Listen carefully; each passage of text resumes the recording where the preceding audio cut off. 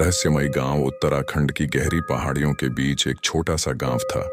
काला पानी नाम सुनते ही लोग सिहर उठते थे, क्योंकि वहां कभी कोई रात पूरी नहीं करता था। सड़कें टूटी हुई, घरों की खिड़कियां बंद और पूरे गांव पर हमेशा एक धुंध की परत छाई रहती थी।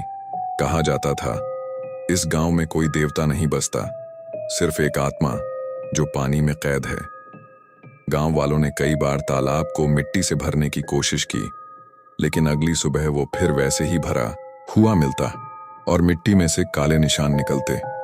लोग कहते थे, ये तालाब नहीं, एक जिंदा मौत है। अनिरुद्ध शर्मा दिल्ली का एक पत्रकार था। वो अलौकिक भारत नाम की मैगजीन के लिए काम करता था। जब उसने काला पानी गांव के बारे में सुना, जहां 50 सालों से कोई बाहरी व्यक्ति लौटकर नहीं आया, तो उसने तय किया कि वो इस रहस्य को उजागर करेगा। उसके साथ था उसका कैमरा, रिकॉर्डर और नोटबुक। गांव के रास्ते में सिर्फ सन्नाटा था, न कोई पक्षी, न कोई इंसान। सूरज ढलते ही चारों तरफ ऐसा लगता जैसे कोई देख रहा हो। गांव पहुंचकर उसे एक बूढ़ा आदमी मिला। नाम था जोगन दा। चेहरा झुर्रियों से भरा, आंखों में डर और होंठों पर सन्नाटा। जोगन दा, यहां रात को मत रुकियो बेटा, तालाब जाग जाता है। अनिरुद्ध हंसते हुए, तालाब भी जागता है क्या?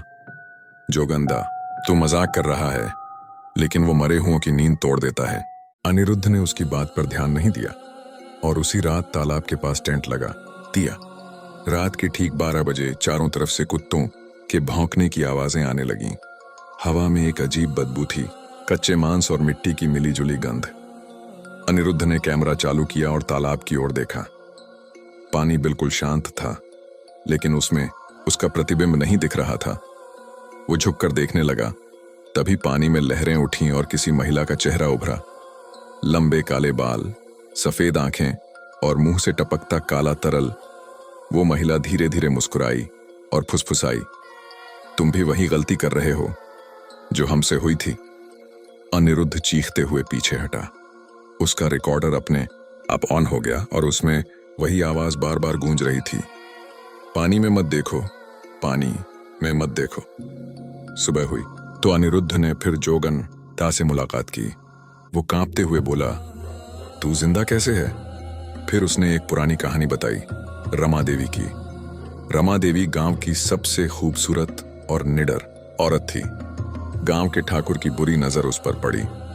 जब उसने इनकार किया, ठाकुर ने उस पर जादू टोना का झूठा इल्जाम लगाकर उसे गांव के तालाब में जिंदा फेंक दिया।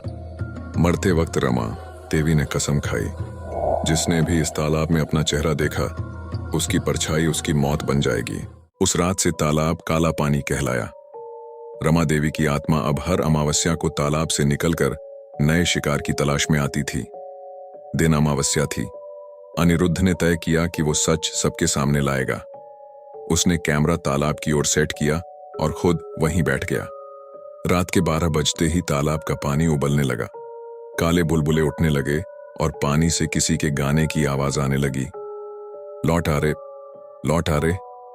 धीरे धीरे पानी से एक आकृति बाहर आई, रमा देवी की आत्मा। वो पूरी तरह भीगी हुई, बाल चेहरे पर, लेकिन उसकी आंखों में सिर्फ सफेद रोशनी थी। वो बोली, अब तेरी बारी है। अनिरुद्ध उसका कैमरा हिलने लगा। आवाजें रिकॉर्ड होने लगीं, help, who are you, stop. अचानक बिजली चली गई। आसपास का सन्नाटा ऐसा था जैसे वक्त थम गया हो। जब सुबह हुई, टेंट वहीं था, कैमरा टूटा पड़ा था, लेकिन अनिरुद्ध गायब था। कुछ दिन बाद पुलिस पहुंची। तालाब के पास उन्हें सिर्फ एक रिकॉर्डर मिला। उसमें आखिरी आवाज थी, अगर कोई ये टेप सुने तो कृपया पानी में मत देखना, मैं अब भी वहीं हूं। पुलिस वालों ने टेप सुनी और तालाब की ओर झांका, और उसी पल उनकी परछाई पानी में हिलने लगी। जब गांव वाले पहुंचे तो वहां न पुलिस थी न रिकॉर्डर, बस तालाब के पानी में 3 नई परछाइयां दिखाई दे रही थीं। आज भी वो गांव वीरान पड़ा है, कोई वहां बसना नहीं चाहता। कभी कभी अमावस्या की रात को गांव की दिशा से हल्की सी औरत की आवाज सुनाई देती है, पानी में मत देखो, मैं अब भी यहीं हूं। कहा जाता है जो भी जिज्ञासा में वहां जाता है वो लौटता तो है, लेकिन उसकी परछाई साथ नहीं आती।